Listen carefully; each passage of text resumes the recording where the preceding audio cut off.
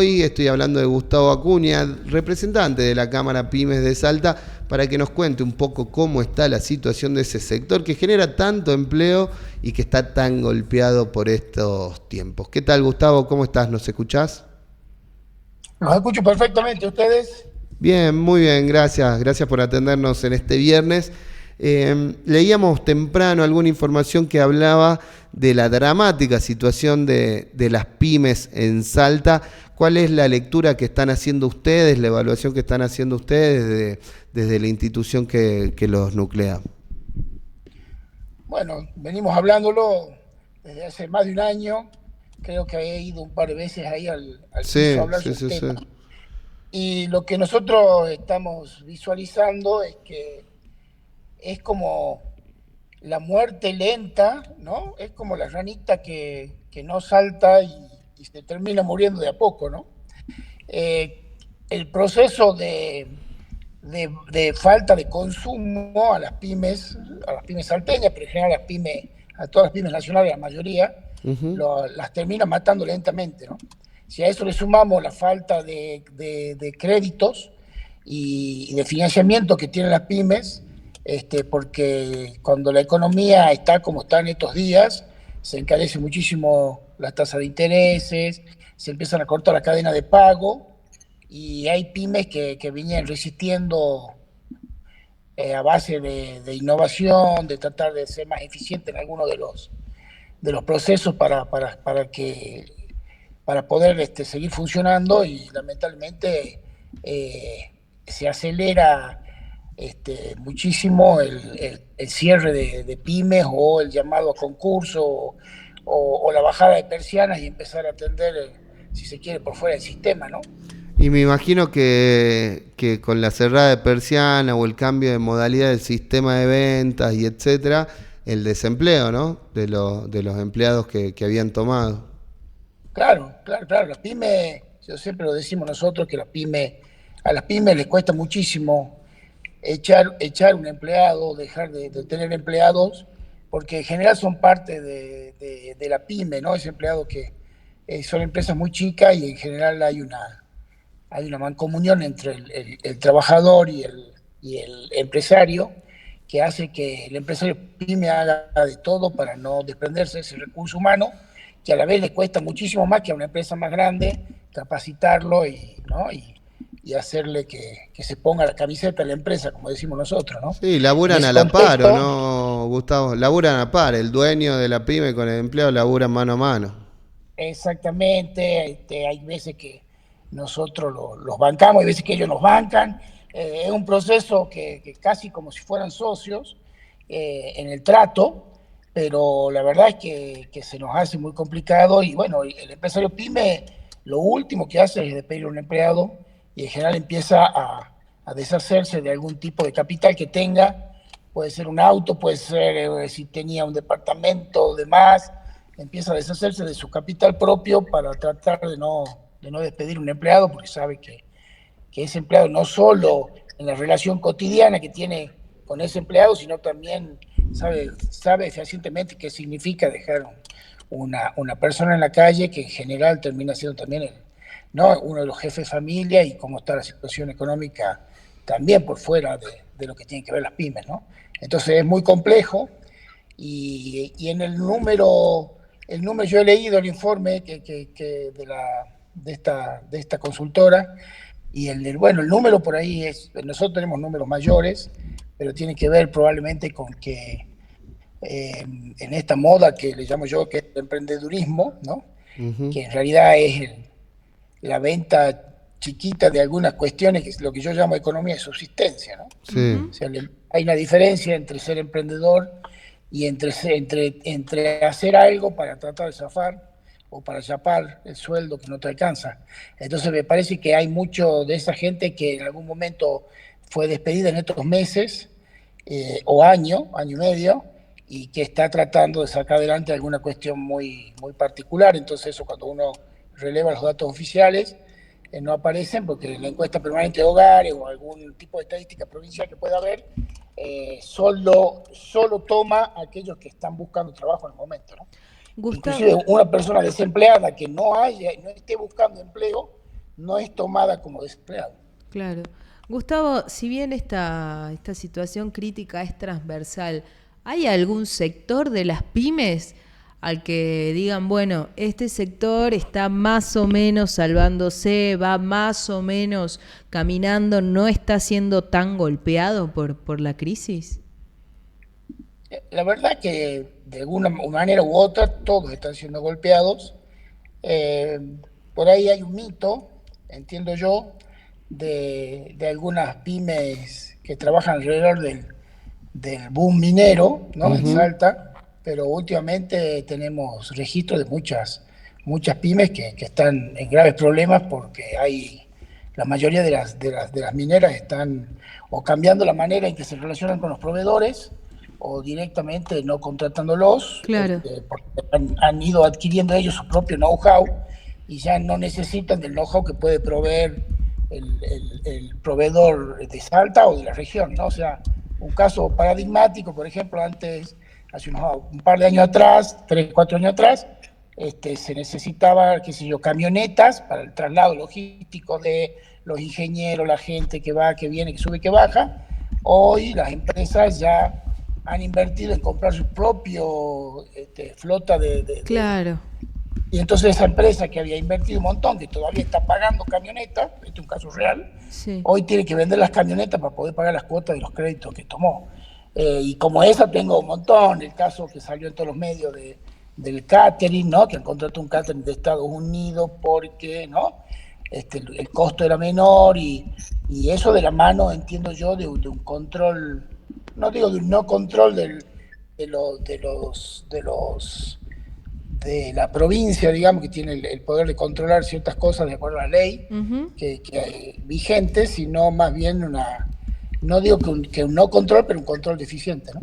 Sí. Gustavo, ¿nos puedes decir o tirar algunos datos que tengan preliminares ahí desde la Cámara para graficarnos un poco la situación del sector en Salta? No, nosotros vimos que ya a nivel país, si ustedes se ponen a ver, ya están llegando casi a más de 20.000 pymes. Y nosotros tenemos aproximadamente casi, yo te diría que 1.000 pymes en proceso de que ya han cerrado y algunas se están reconvirtiendo, ¿no? En realidad el número nos da a nosotros en 1.200, pero hay varias que están en el proceso de reconvertirse, hay muchas que pasaron de ser generadoras de empleo de insumos o productivas a ser meramente importadoras. Claro. Con lo cual baja la cantidad de gente que necesita para trabajar y sobre todo mucho operario calificado, ¿no? Digamos, hay muchas textiles, muchas que le está costando muchísimo y que, bueno, para sobrevivir cierran la producción propia y abren la importación directamente y con eso pueden, yo digo que subsistir, porque no es que tampoco viven bien, ¿no? Claro. La última de mi parte, Gustavo, expectativas, proyecciones para adelante. El presidente Milei hizo una cadena nacional el lunes dando algunos lineamientos sobre lo que será el presupuesto 2026 y la política económica del ministerio que maneja Luis Toto Caputo. ¿Cuáles son por ahí las expectativas que tienen ustedes? Mira, nosotros no hemos visto el presupuesto en su detalle, pero sí vimos que de lo que habló no nombró nunca la palabra pyme. No sé si ustedes escucharon. Lo que yo escuché fue algo de salud, un manotazo de ahogado por el tema de que se venía, creo que el Congreso, el tema de rechazo a los vetos, ¿no? La cuestión más política, tratando de ver si salvaba ahí algún gobernador que le prestara los votos, más que una presentación formal. Y por lo que vengo escuchando, no tuvimos todavía, se lo hemos pedido a la senadora Nora Jiménez, al senador Leavi, que nos consigan el presupuesto, sobre todo el desagregado del área productiva.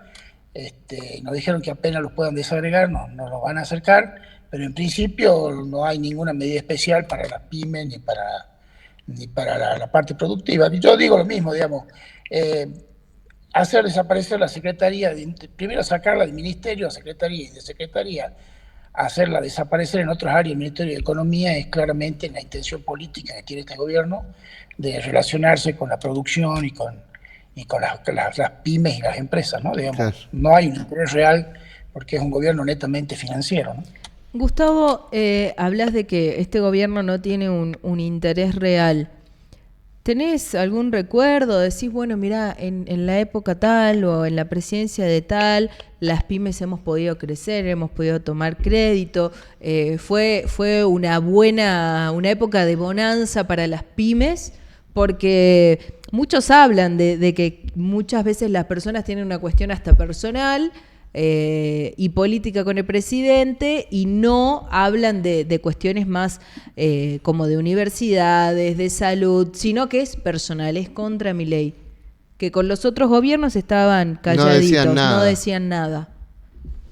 Bueno, porque hay un montón de gente. Yo, por lo que me dedico, tengo mucha información sobre eso, pero no me voy a desviar, digamos, voy a hablar de las pymes. Ajá. Pero en realidad lo que pasa es que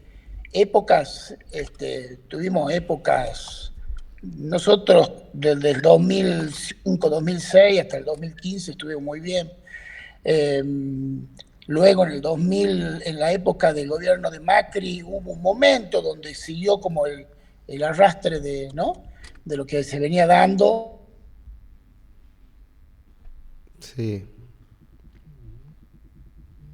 No, se cortó. Se cortó que los bancos 2000... 20, 25 años de la realidad de las pymes y particularmente nos contabas cuándo más o menos, porque nunca es para tirar manteca al techo, pero cuándo más o menos andaba bien la cosa. No te escuchamos, No Gustavo. te escuchamos, fíjate si está el micrófono muteado quizás. Pucha madre.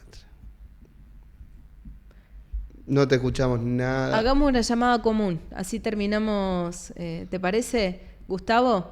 Cortamos la videollamada y hacemos una llamada común, así terminamos, porque me interesa esta respuesta, ¿no? Sí. Gustavo hace muchísimos años que está en este sector. Después en el gobierno de Macri se cerraron muchas empresas también, que fue un programa parecido a este, ¿no? Pero más ralentizado, si se quiere. Y luego en el gobierno del Frente de Todos, en el primer tramo nos agarró la pandemia, lo cual fue pésimo, terrible para nosotros. Y luego lo que sí nos obligó a reconvertirnos, y eso finalmente terminó siendo una cosa positiva dentro de lo malo del COVID, fue adoptar nuevas maneras de comerciar, el e-commerce, ¿no? Adaptarnos a ese tipo de cosas, que las empresas salteñas venían muy retrasados con ese tema. Y después la última parte del gobierno del Frente de Todos nos agarró semi-espiral inflacionario que nos permitía vivir, pero no planificar, ¿no? O sea, vendíamos de mucho consumo, pero al tener la inflación tan alta no nos permitía planificar en cosas básicas y en cosas más complejas, ¿no? Como es mirar cada una de nuestras empresas 5 años, no lo podíamos hacer y tampoco podíamos, pero sí vendíamos bastante, entonces había mucho movimiento, digamos, ¿no? O sea, había circulante. Bien. Ahora tenemos lo contrario, tenemos una recesión impresionante y una falta de consumo que está casi en cero, es solo subsistencia y ya ni eso en algunos casos, y entonces no solo no nos permite planificar nada, con falta de acceso al crédito, y nada, digamos, es como que bajar la inflación de esta manera al aparato productivo en general no le sirve, ¿no? ¿Alguna época que recuerdes que haya sido similar a esta?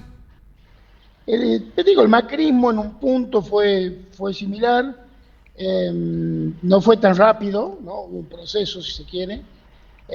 Fue más gradual.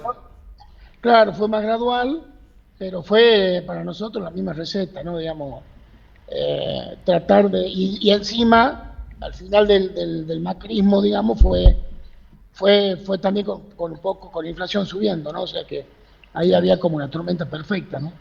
Bien. Gustavo, muchísimas gracias por esta salida. Te dejamos tranquilo. Buen viernes, buen fin de semana y hablaremos pronto seguramente. Dale, un gusto hablar con ustedes. Cuando quieran, estoy a su disposición. Ahí Adiós. está.